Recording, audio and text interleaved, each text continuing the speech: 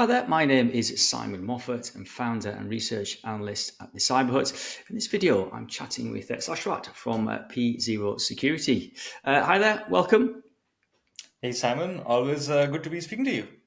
Not at all, not at all. Thank you for taking some time out for changing the world of PAM and privileged access management. I want to sort of start in a little bit around privileged access management. It has been around commercially for a long time 25, even 30 years ultimately. And it's clearly going through an evolution. There's been recent acquisitions and market changes there, which indicates to me that things are changing and end users and organizations need something different that indicates things are moving on a little bit.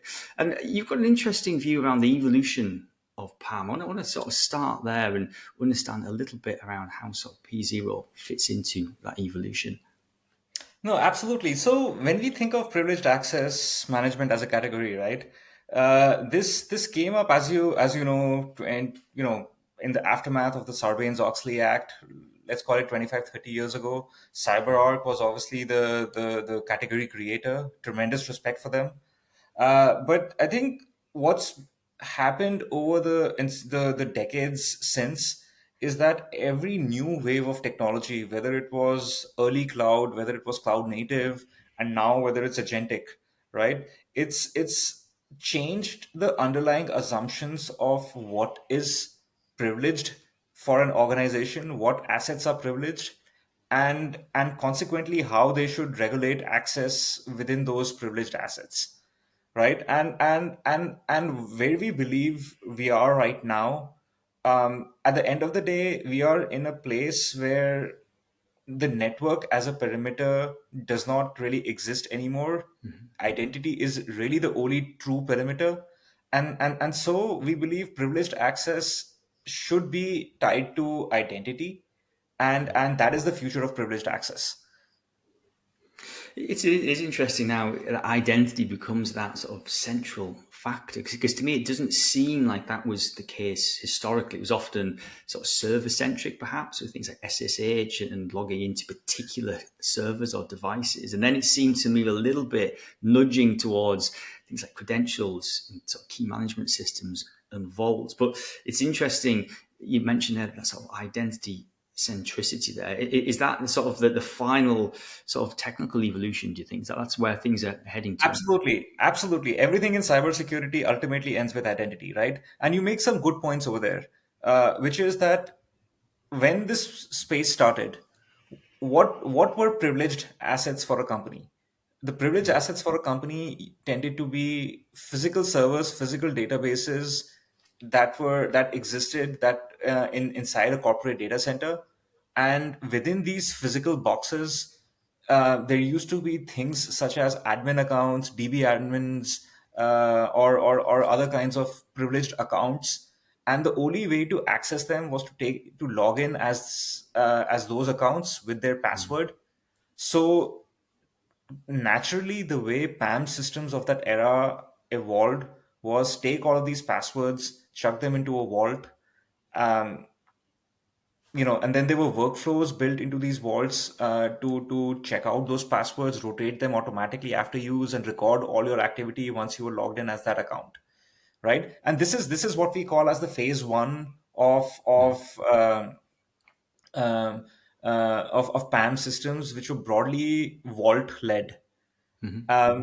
And then sometime in the early 2010s, the early cloud started, and people tried to use the same model, but they were still very much thinking of a network centric world, right? Where you have this network ring fence around your privileged assets, and you're trying to give people access to this network. So what did it look like in the early cloud era? Uh, People tried to use the same vault-led approach, right? Which is take all of these SSH keys and database keys and credentials and chuck them into a vault. Except the problem was, in the cloud there were a lot more virtual machines and databases than there were in the on-prem era, right? So this Yeah. made vaults very hard to work with. Uh, and plus the developer experience around them was also not best in class. So the persona was also evolving. Instead of an IT administrator, the users of PAM were now developers and SREs and DevOps teams, and they had very different expectations from developer experience and user experience, right? So at least to solve the first problem, which is there are so many different uh, virtual machines and databases, to solve the problem of scale and ephemerality, right? um, the PAMs of this era were built with the model of, okay, instead of controlling access to everything, let's just put a bastion or a jump box or a jump host. They came in various different names, right? At the edge of the network, and let's just control access to this one machine. And once the user is on this machine, then they can have access to anything beyond its boundary, right? Which kind of worked for a while, but again, as you said, right, this was still a very much a network centric view of the world. It wasn't an identity native. I'll call it identity aware at best. I won't call it identity That's good. native, right? Uh, and it gave, right, it solved the problem of scale and ephemerality, but it created other many other problems. It, namely, it did not control cloud entitlements. It provisioned standing access for users and for workloads. Um, and and and the user experience problem was still not solved, etc., right? And so what we believe, the era we are in now, it's the true identity native era, where every identity, be it a user or a workload or an agentic identity, is trying to access privileged resources via APIs.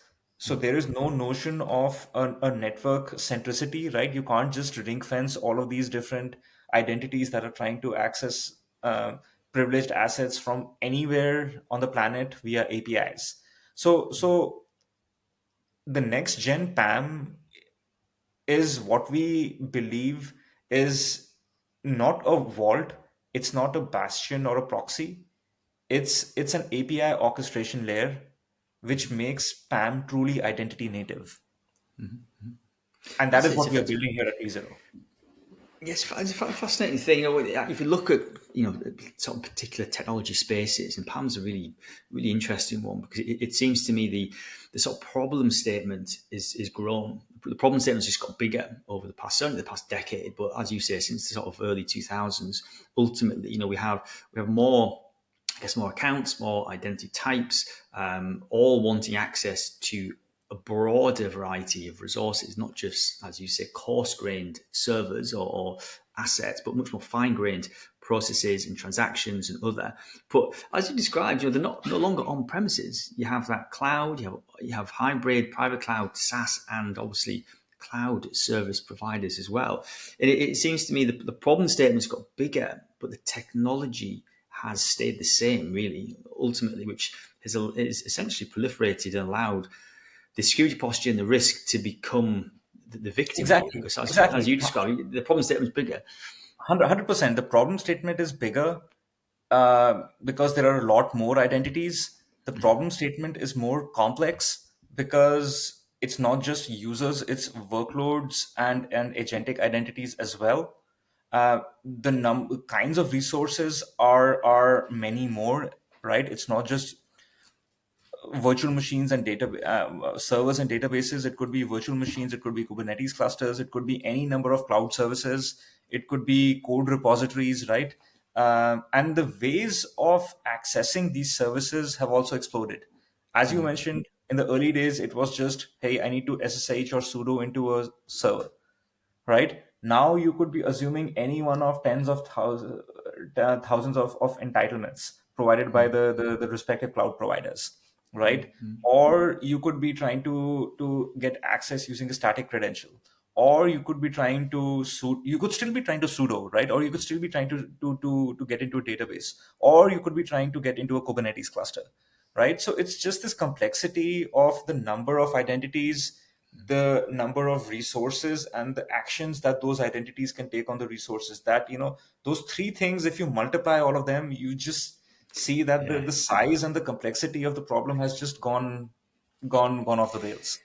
It is exactly that. It's, if you do the maths on my Kindle here, it is a multiplicity of identities, the resources, and the things they're trying to do on those resources. So to me, it seems you need a different approach. My first immediate thinking is you need to have an understanding, a visibility of what's happening, whether that's a whatever discovery, inventory, or whatever. So how do you do that? How do you manage to sort of see everything before you can start to, Yeah, I guess, no, absolutely, unpick it? absolutely. And I would frame the problem as follows. In the early years of PAM, it was very easy to say what is privileged, right? There are a handful of servers. Each there's one data center. The data center has a handful of servers, and each server has one, maybe two privileged accounts, right? Suddenly, when you come to the cloud, how do you even know a certain role or a certain entitlement or a certain bucket or a certain service is privileged or not? You really can't, right? It's not as black or white. There are various shades of gray. You need a lot of business context. You need a lot of cloud knowledge. You need a lot of asset knowledge. So everything first and foremost starts from creating a data lake, which we personally call as the identity DNA, right? And that data lake contains all identity related metadata across the enterprise, right? So it could connect to your Active Directory, your other IDPs, your Oktas of the world. It could pull in all the information about what are the users, what are the service accounts, what's the usage, how have people been logging in, what credentials they're using, what groups they are part of, so on and so forth, right? But that's just one piece of this data lake. You also need to connect it to various resources on the other end. So things like RBAC systems, cloud reposit, the various clouds, various databases, virtual machines, Kubernetes clusters, code repositories, right? And you need to be able to read all of the resources that exist within these systems,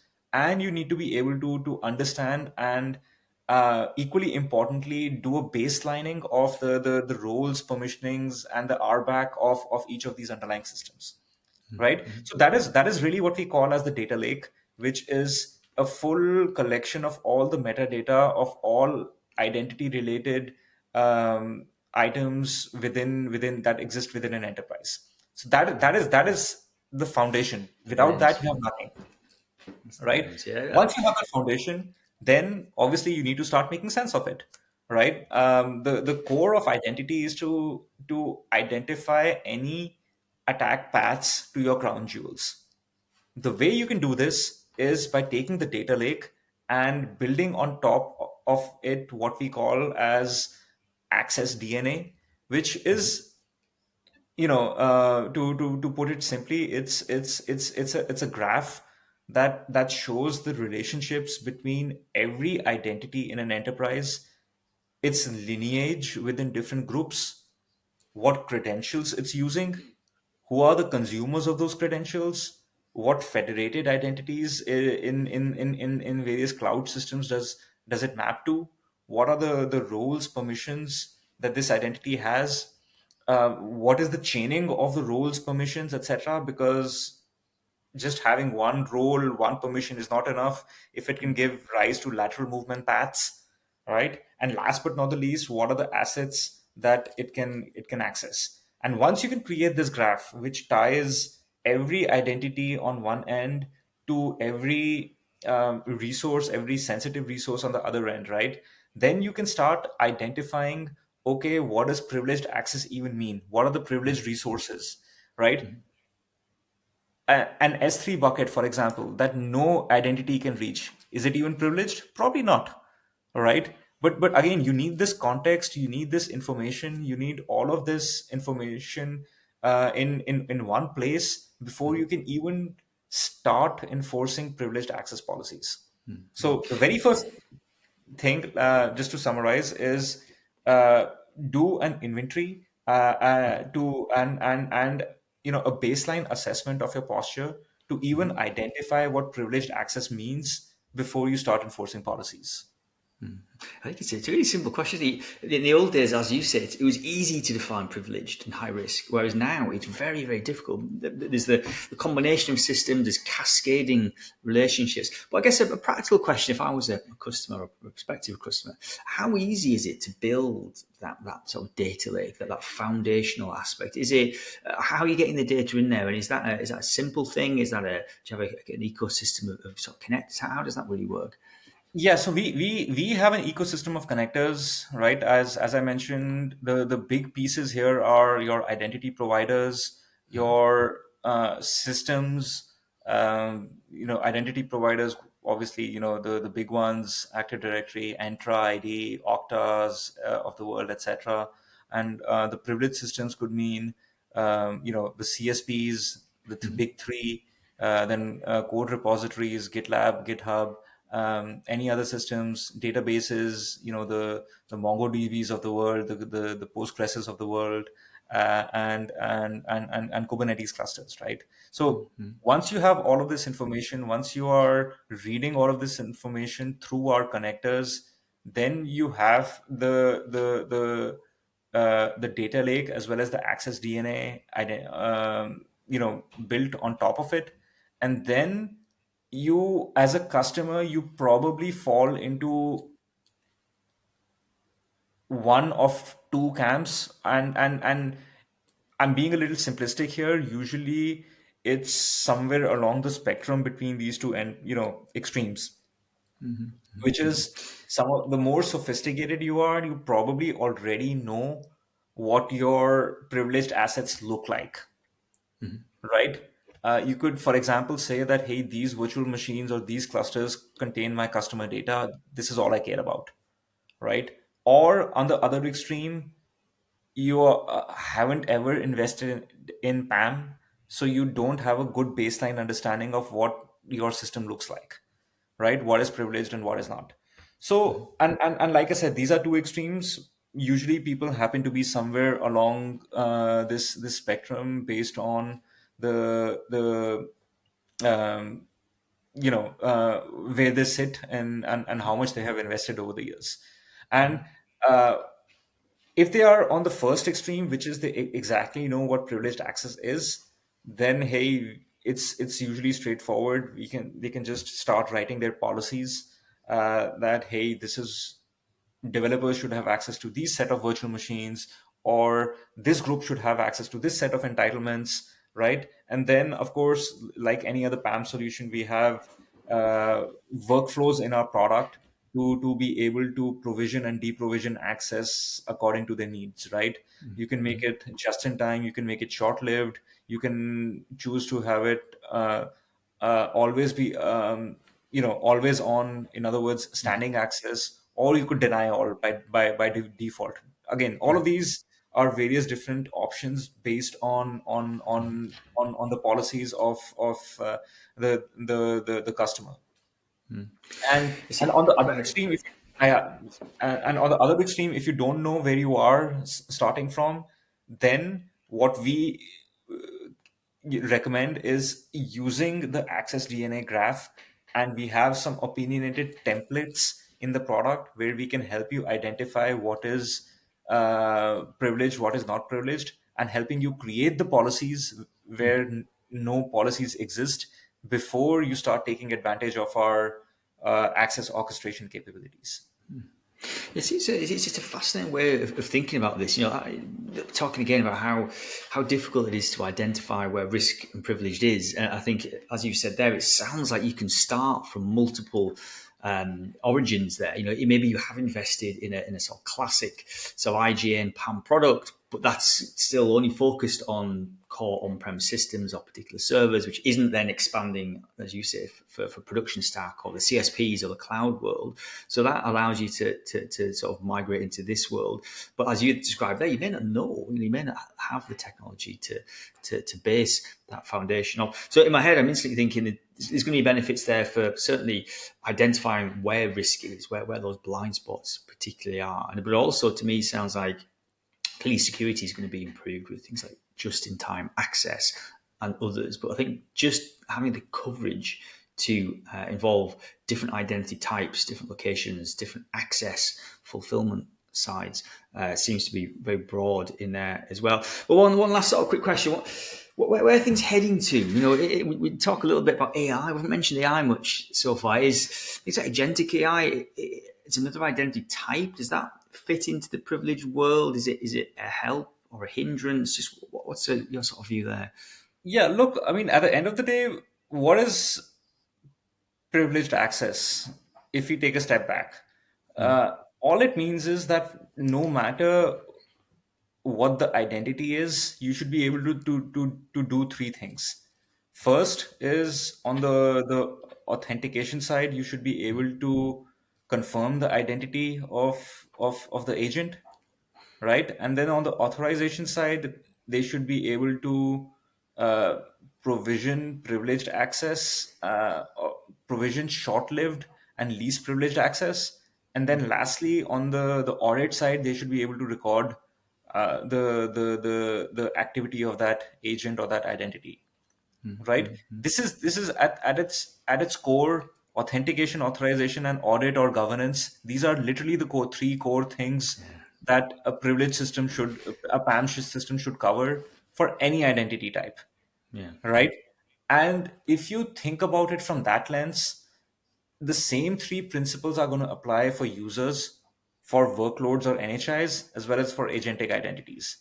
What is slightly different is the form factor of the product, right? Because obviously users might be expecting to request access via a web portal or a chatbot, whereas that may or may not work for workloads, right? Like the form factor itself changes slightly. For agentic identities, again, it might be slightly different, but the three core capabilities are always going to be the same no matter what identity type there is.